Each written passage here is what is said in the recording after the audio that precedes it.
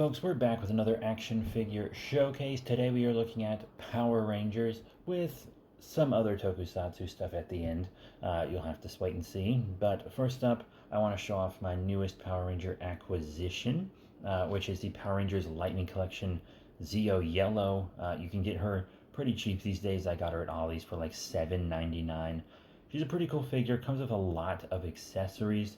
Could be a little better, could move a little better. Her arms feel like they're going to snap when I'm posing her up, but she is a cool figure.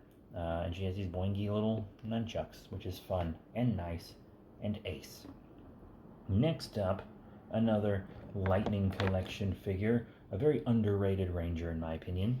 The Phantom Ranger, originally appearing in Turbo, but also had some important appearances in Space. In the Sentai, he's not a ranger like the others. He's just a different Toku hero that helps him out, but they made him a ranger for the US show. He's pretty cool. There is also an invisible version. That's his main power. He can turn invisible. It's the same figure, same accessories and everything, just this translucent color with some grays and a nice rainbow sheen to it. I got them like each at Ollie's for like, not Ollie's, Ross. I got them each at Ross for like $6.99 a pop. Pretty cool. And they kiss. Kissing action. That's the Hasbro guarantee. Don't tell them I said that. I do not want to get sued again. And back to Zeo. Here is the Zeo Pink Ranger from the Lightning Collection. She's actually very interesting because she is a GameStop exclusive. She was in a 2-pack with kind of a reworked Mighty Morphin Pink Ranger, and also came with her evil cat form. Long story. So it's more of a 3-pack if you think about it. But this one's actually really expensive now.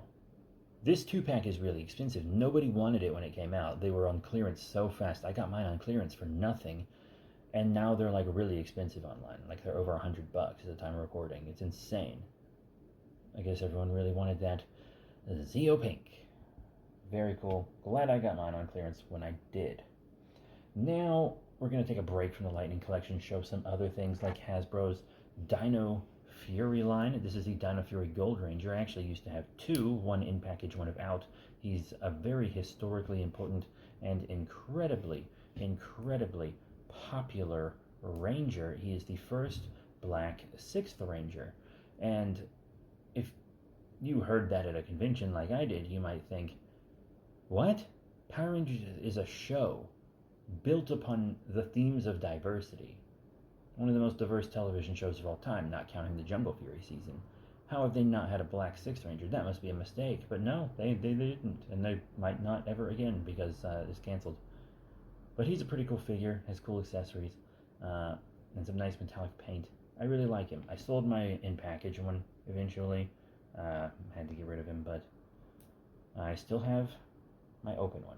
I do mostly collect out-of-box figures because it's just so much more fun.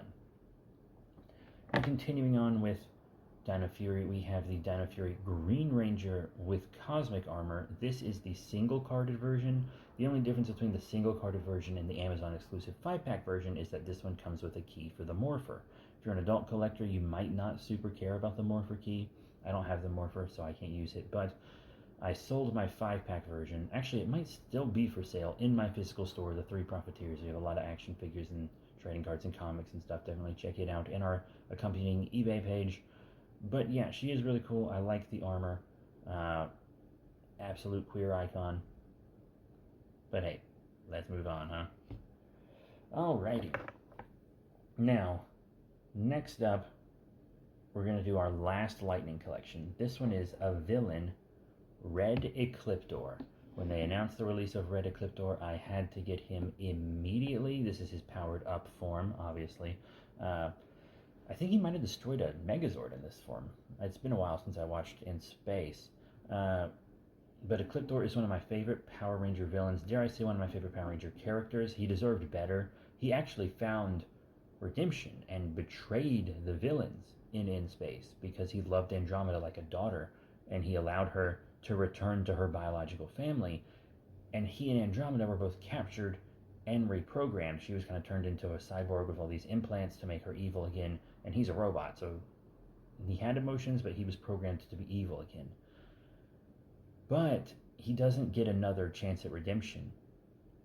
Like, he chose to do the right thing and be good for the sake of his adopted daughter, really.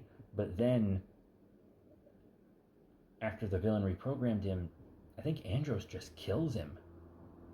Poor Ecliptor. Ecliptor deserved better. Anyway, that's my Ecliptor rant. Maybe I'll make my own video about another video about Ecliptor at some point. He deserved so much better. Now, the next thing I want to show is a custom figure from Timbri 3D, who's local here in Georgia. This is the custom Scorpina. Very interesting piece. She's kind of missing some pieces because she's falling apart, unfortunately, after 2 years. Yeah, I bought her because I wanted to support a local business and a local booth at the Ranger Stop Power Ranger convention. And funny story, they made her as an exclusive for a different convention, and then right after they made a bunch of her, Hasbro announced that they were making a 2-pack that included her along with another MMPR Yellow. So now everyone went to buy the professional one, and no one was buying the ones he made for the convention. Oops. So the exclusive he made after this was like an obscure monster of the week, in the hopes that wouldn't happen again. But this gal, I bought her off him for like $25, which is about what she would have equated to in worth after, you have the cost of the 2-pack, at least when it came out. I think it's worth a lot less now, but now she's fallen apart and she's really dated, and she's still an interesting piece with an interesting, funny history behind her. But I literally have 2 of her broken pieces sitting next to me, along with her admittedly really cool accessory. But she's fallen apart, and I think I'm finally going to break down and get the 2-pack. Anyway, 3 more figures. 2 more. These are from Japan. They're actually from Super Sentai. So from Magiranger, we have the Bandai Japan Poppy Magishine. He's the kind of gold ranger for that season. Very cool. This is an incredibly rare and expensive figure. If you can even find him out of package at all, he'll be like $50. I paid $15 for him at Ranger Stop and Pop at a booth that just had a bunch of Sentai stuff. I just bought a bunch of Sentai stuff at the booth. So he's kind of small, but he's a very rare, cool piece. And I didn't have a Magishine at all from Power Rangers or Super Sentai. So I'm very glad that I got this cool, rare guy. Another rare guy I got from the same booth. This Doggy Kruger from Deca Ranger. Magishine here in the US is from Mystic Force. This guy would be from SPD, which is probably my second favorite season of Power Rangers of all time. Of course, our version of Doggy Kruger looks very different than this Doggy Kruger. But this is the Sentai Hero Series EX Doggy Kruger, which I got complete sealed in box with card and everything. I paid $20 for him. He's an incredibly rare figure worth way more than that.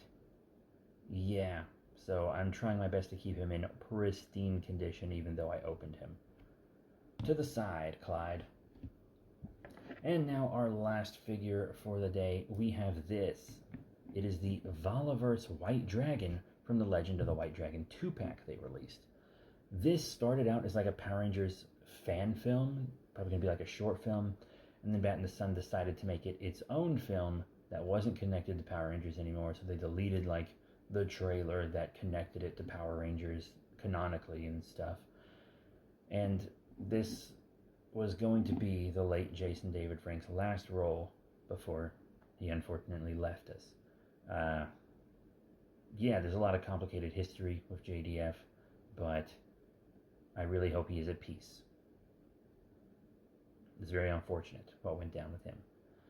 So this movie's probably never getting released at this point. If it does, I'll be incredibly surprised, which kind of makes this an even more interesting piece. That's for a movie that's probably not coming out. But yeah, that is it.